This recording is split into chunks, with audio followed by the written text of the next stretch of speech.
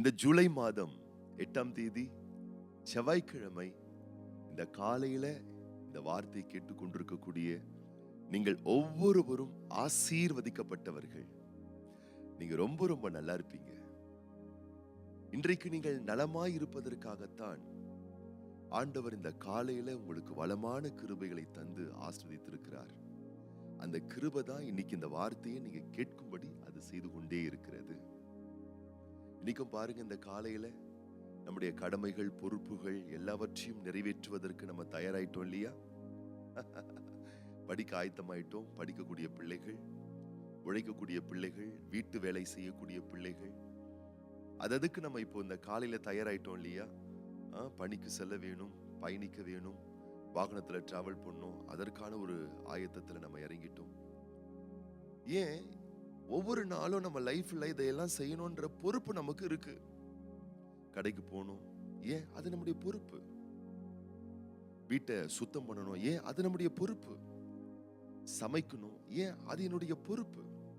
சம்பாதிக்கணும், ஏன் அது என்னுடைய பொறுப்பு. துணிகளை துவைக்கணும், ஏன் அது என்னுடைய பொறுப்பு. அப்போ நம்ம லைஃப்ல நம்ம என்ன நினைச்சுக்கிட்டு இருக்கோம்னா, துவைப்பது, சமைப்பது, வேலைக்கு செல்வது, சம்பாதிப்பது, இப்படிப்பட்ட வேலைப்பாடுகள் தான் நம்முடைய பொறுப்பு என்று எண்ணி இதை மாத்திரமே நாம் செய்து கொண்டிருக்கிறோம். நல்ல விஷயம் செய்யணும், இதெல்லாம் நம்ம பொறுப்பு தான். ஆனால் நம்மால் மறக்கப்பட்ட சில அழகான பொறுப்புகள் நமக்கு இருக்குங்க. அந்த பொறுப்புகளை நம்ம பெருசா நினைக்கிறதும் இல்லை, அதை நம்ம அலட்சியப்படுத்திடுறோம். அது என்னென்ன பொறுப்புன்னு இன்னைக்கு நான் உங்களுக்கு சொல்லி கொடுக்கிறேன். நீங்க ரொம்ப ரொம்ப நல்லா இருப்பீங்க. அன்பானவர்களே, வேலைக்கு செல்வது, சமைப்பது, சம்பாதிப்பது, சாப்பிடுவது மாத்திரம் நம்முடைய பொறுப்பு அல்ல. நீங்க உங்களை ரொம்ப நல்லா வச்சுக்கணும், அது உங்கள் பொறுப்பு. நீங்க உங்களை சந்தோஷமா வச்சுக்கணும், அது உங்க பொறுப்பு. நீங்க உங்களை அன்பா வச்சுக்கணும், அது உங்க பொறுப்பு. நீங்கள் உடல் ஆரோக்கியத்தோடு இருக்கணும், உங்க உடல் ஆரோக்கியத்தை நீங்க கவனிக்கணும். உங்க உடம்ப நீங்க நல்லா பார்த்துக்கணும், அது உங்க பொறுப்பு. உங்க மனசுக்குள்ள கண்டதை போட்டு நீங்க வருத்தத்துக்கும் அழுத்தத்துக்கும் நீங்க போகாம, உங்க மனசு நிம்மதியா இருப்பதற்கு என்ன காரியத்தை செய்யணுமோ அந்த காரியத்தை செஞ்சு நீங்க அதை அழகா அற்புதமா காத்துக்கணும், அது உங்க பொறுப்பு. அப்ப உங்க உடம்ப பார்த்துக்கிறது உங்க பொறுப்பு, உங்களை சந்தோஷமா நீங்க வச்சுக்கிறது உங்க பொறுப்பு. நீங்கள் உங்களை நன்றாய் கவனித்துக் கொள்வதற்கான பொறுப்பை நீங்கள் கவனமாய் கையாளுங்கள். அதனாலதான் பாருங்க, நாம நம்மளை நல்லா கவனிச்சுக்காததுனால பாருங்க, நமக்கு பல நேரங்கள்ல வெறுப்புணர்வுகள் வருது. நான் இதை செஞ்சேனே, அவங்களுக்கு நான் அதை செஞ்சேனே, அவங்க மறுபடியும் அந்த ரிட்டர்ன்ஸை கொடுக்கலைன்னு சொல்லி ஆதங்கப்படுறோம், வேதனைப்படுறோம், துக்கப்படுறோம். இன்னைக்கு கர்த்தர் நம்மோடு கூடவே பேசுவாராக. ஆண்டவராக இயேசு கிறிஸ்து சொல்லுகிறார், மார்க்கு சுவிசேஷ புஸ்தகம் 12ஆம் அதிகாரம் 31ஆம் வசனத்திலே, உன்னிடத்தில் நீ அன்பு கூறுவது போல் பிறனிடத்திலும் அன்பு கூறுவாயாக என்பதே இவைகளிலும் பெரிய கற்பனை, வேறொன்றுமில்லை என்றார். முதல்ல நீங்க உங்கள அன்பு கூறுங்க. அதுக்கப்புறம் பாருங்க, மற்றவங்களிடத்துல நீங்க ரொம்ப அதிகமா அன்பு கூற ஆரம்பிப்பீங்க. உங்களை நேசிங்க, உங்களை நல்லா பார்த்துக்கோங்க, உங்களை நல்ல ஆரோக்கியமா வச்சுக்கோங்க, உங்களை நீங்க நல்ல நிம்மதியா வச்சுக்கோங்க, உங்களை நீங்க நல்ல சந்தோஷமா வச்சுக்கோங்க. அநேகர் தங்களையே வருத்தப்படுத்திக் கொள்வார்கள், தங்களையே குற்ற உணர்வுக்குள்ளாக தள்ளிக் கொள்வார்கள், தங்களையே ஒரு ஆக்கினை தீர்ப்பின் உணர்வுக்குள்ளாக தள்ளிக் கொள்வார்கள், தங்களையே ஒரு தாழ்வு மனப்பான்மைக்குள் தள்ளிக் கொள்வார்கள். எனக்கு இது இல்லையே, எனக்கு இது வரலையே, என்னால் இது முடியலையே, என்னால் இது ஆகலையே, நான் ஏன் தான் பிறந்தேன்னு தெரியல, ஏன் எனக்கு இப்படிலாம் நடக்குதுன்னு தெரியல, எனக்கு பெரிய விவேகம் இல்லை, எனக்கு ஒரு பெரிய ஆற்றல் இல்லை, பெரிய சாமர்த்தியம் இல்லைன்னு சொல்லி இல்லைன்னு சொல்லிட்டு தங்களையே வேதனைக்குள்ளாக தள்ளிக் கொள்வார்கள். தங்களை குறித்து ரொம்ப மட்டமா நினைச்சுப்பாங்க, தங்களை குறித்து ரொம்ப மோசமா நினைச்சுப்பாங்க. மற்றவர்களுக்கு முன்பதாகவும் தன்னை ஏதோ ஒரு அற்பமான ஒரு ஜந்துவா நினைச்சுப்பாங்க.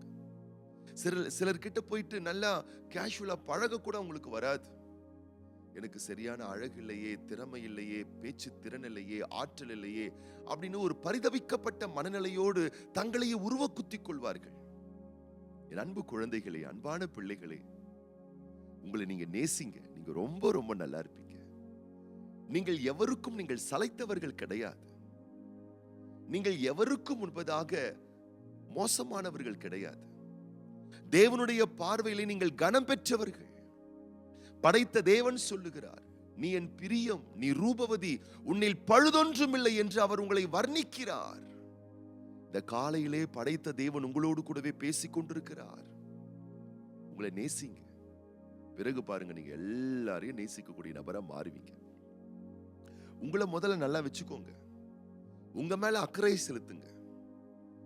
உங்க உடம்ப, உங்க மனசை எந்த அளவுக்கு நீங்க அன்பா சந்தோஷமா பார்த்துக்க முடியுமோ அந்த அளவுக்கு நல்லா பார்த்துக்கோங்க. நீங்க ரொம்ப ரொம்ப நல்லா இருப்பீங்க. ஆண்டவருடைய வார்த்தை அதுதான் சொல்லுது. அது சுயநலம் அல்ல. நீங்க நல்லா இருந்தா தானே உங்கள் கணவருக்கு நீங்க எல்லாம் செய்ய முடியும். நீங்க நல்லா இருந்தா தானே நீங்கள் சம்பாதித்து உங்கள் மனைவியை பார்த்துக்க முடியும்.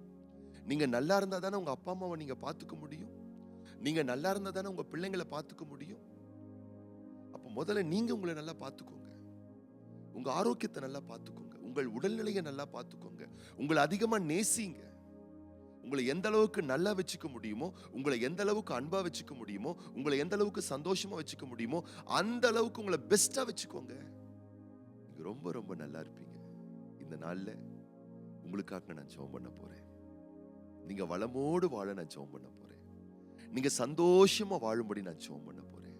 நீங்க நிம்மதியோடு வாழும்படி நான் ஜெபம் பண்ண போறேன்.